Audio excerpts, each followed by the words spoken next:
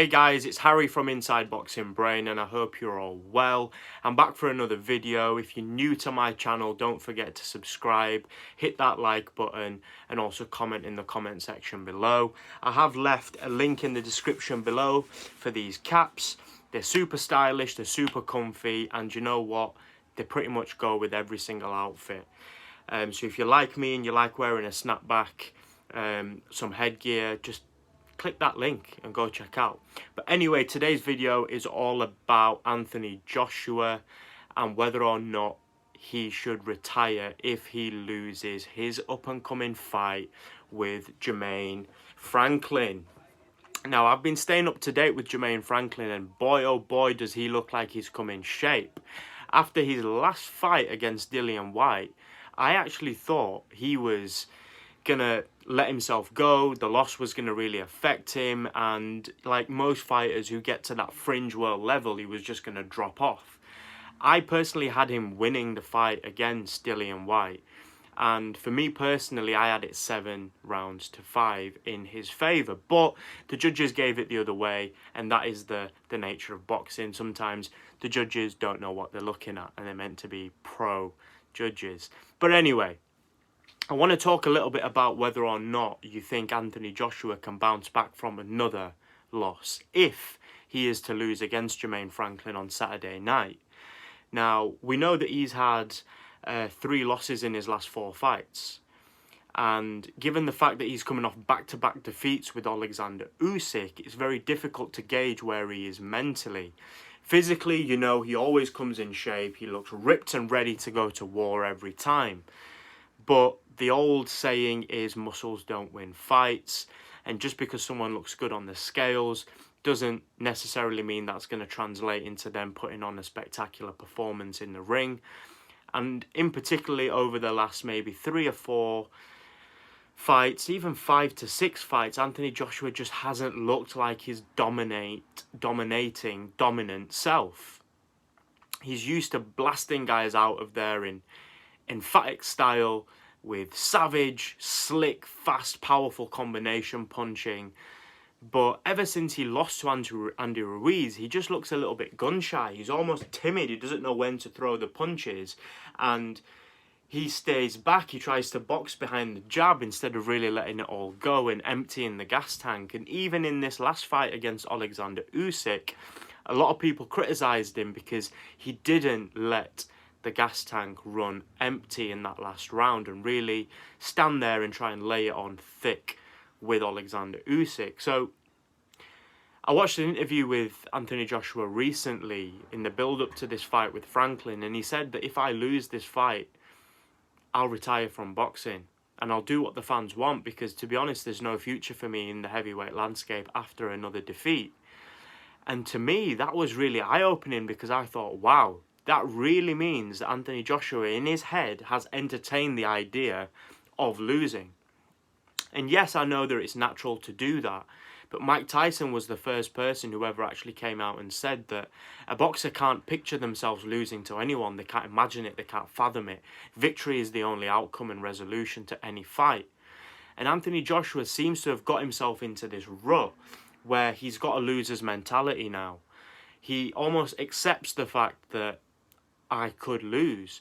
And in a number of cases, when he gets hurt in the fight or realizes he's behind, or his techniques or tactics game plan isn't working, he retreats back into his shell instead of throwing caution to the wind and really going hell for leather and leaving everything in the ring. And to me, I think that if he loses this fight, there's no coming back for him. Jermaine Franklin actually looked really ripped. He's lost a lot of weight, and I know it's hard to say if he's in good shape or not prior to the weigh-in, but in all of his training footage, he's looking lean and mean and fast and powerful. And yes, you can say all the same things about Joshua, but when has he not looked lean, mean, fast and powerful? The man is an Adonis, like he's been chiseled out of stone. But Jermaine Franklin looks like he's gone the opposite way, having suffered a defeat and a loss. And he's really got the bit between his teeth now, and he wants to come back with vengeance and show the boxing world, and especially the British boxing fans, that he deserves to be in that top tier, that top table. of boxers. So I'm really interested to see how this fight really pans out. The way I see it going personally doesn't matter. I did a prediction video and I was sitting on the fence. It could go both ways. But I'm more interested in the psychology and the psyche of the fighters stepping in. We know Jermaine Franklin's got a court case that's pending, and we know Anthony Joshua is coming off back-to-back defeats to the unified heavyweight champion of the world, Alexander Usyk. So in terms of mental pressure and the stigma, I really think Anthony Joshua might be carrying more into this fight because he's fighting in front of his home fans. And that comes with a lot of added pressure, especially when you've got the likes of Eddie Hearn as your promoter, all singing, all dancing, apples and pears, saying that no, Anthony Joshua can regain the heavyweight championship of the world. And that would mess with your head as well, because you're thinking, dude, I just want to step in there and fight. Why are you adding all this pressure on me? Why are you promoting me like I'm the greatest thing since Ali, which is what he was doing before his defeat?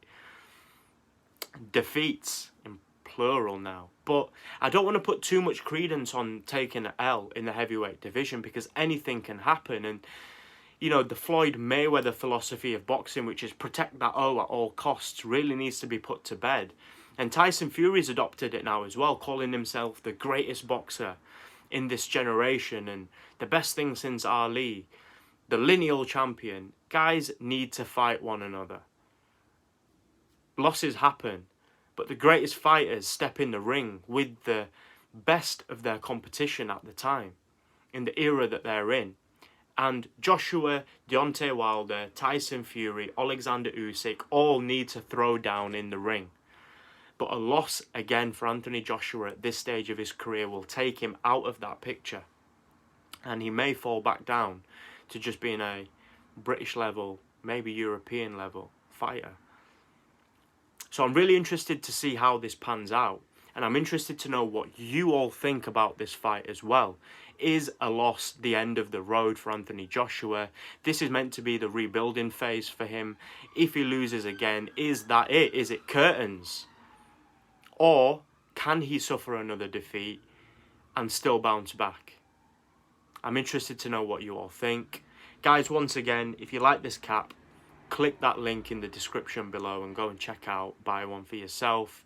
As I say, they're super comfortable, super fly, and they go with almost every outfit. It's Harry from Inside Boxing Brain, and you already know what it is. I'll be back for another video very soon.